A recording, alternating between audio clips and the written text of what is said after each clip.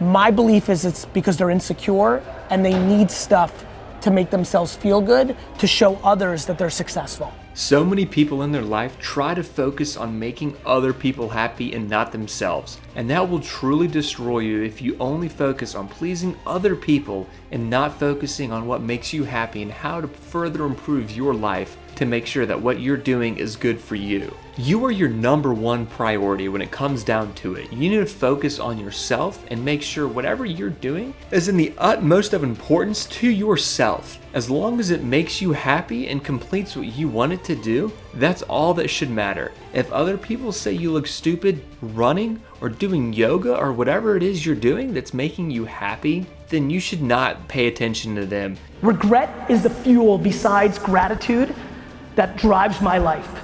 And you should just focus on you. Because in actuality, the people that are telling you what you're doing is wrong and not right are the ones who wish they were doing what you were doing. They're the ones who are truly jealous and wish they were constantly trying to improve themselves to be better than they were the day before. Because those are the people that are stuck in this monotonous trail of life where they wish they could change something, but they just don't have the guts to. And you're the person that's going to do whatever you want because it makes you happy. You're trying to find joy in all the activities you want to find joy in. If there's something that you're doing and you don't enjoy it, try your best to eliminate that activity or find a way to make it enjoyable. So that way you can constantly be enjoying life the way it was made to live, to help you become the best person you can each day. I just don't want a lot of people in this room that dream to build their own businesses to have to go work at a bank.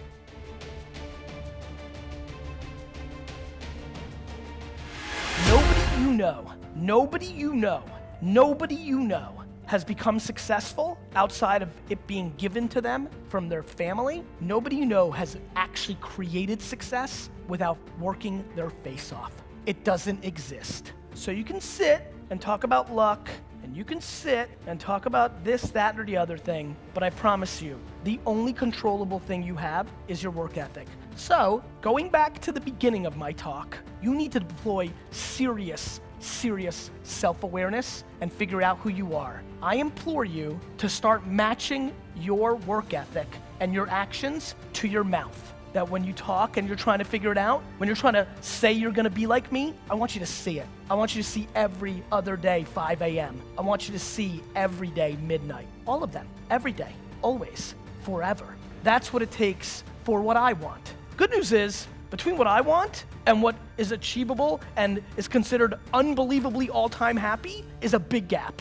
Very important terms that matter to this entire room. I had no money. It was a $3 million business that had 10% gross profit, $300,000 before expenses. There was no marketing budget. What I needed is to make every penny work like a dollar. So the strategy became day trading attention. When you day trade attention, my friends, here's what you do. You don't overspend on what everybody believes is tried and true. Every single company in this gorgeous conference right now is grossly overspending money on things that they've been doing for the last decade because it's the things that they accept or the reporting justifies it or they're just lazy to try something new. Everyone. And so what you do when you day trade attention is you have to find angles. What's underpriced? We hadn't ruined it yet. One thing I promise you, more than I know that the sun will come up tomorrow, I know that marketers ruin everything. As I think about B2B players in this environment, it is stunning to me how many B2B businesses here do not understand that producing articles on medium.com,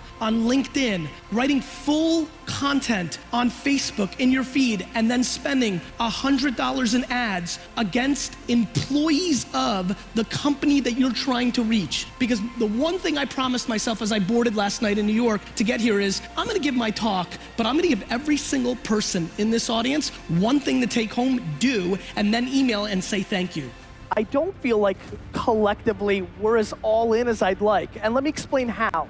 I don't think we're all in on the one thing that I spend all my time on. See, of things when it comes to business. I stand here in front of you as a hardcore DNF student. I actually hit up my high school the other day and asked if I could come and take a picture of my report card if they had it on file for a Throwback Thursday, because I do not think you realize how shitty of a student I really was. And why do I stand here in front of you confident that I will easily achieve my life goal of buying the New York Jets? And the answer is simple at 99% of things, but I'm all in one thing, just one thing. How many people here by show of hands? And by the way, we all got up early. Lots of us were out late. I've been flying all around the country, so please don't give me your bullcrap half hands. I'm not interested in your head nod. I want full hands.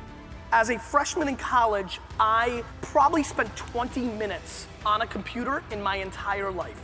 I just want every single person to pay attention to what I'm about to say. I'm about to spend the next half an hour talking about technical stuff, computers and social media and the cloud, the internet, all this stuff. And I've been doing this a long time. And a lot of people in this room who are running businesses successfully long before all this stuff always like to say things like, Gary, I get it, but I didn't grow up with this stuff. I just want everybody to know, I did not grow up with this stuff. I was not techie, did not own a computer. I was 19 years old when this fateful day happened where I was in my dorm room playing Madden 94. You taking where I'm going with this with a little bit of a grain of salt. You're probably gonna be able to hold off just enough to where it's not gonna move fast enough to really disrupt your current landscape of business, and you'll be on your way fishing, camping, enjoy it. Thanks for all the hard work. But for the rest of you, the speed in which innovation is happening is extraordinary, and that's what we need to focus on.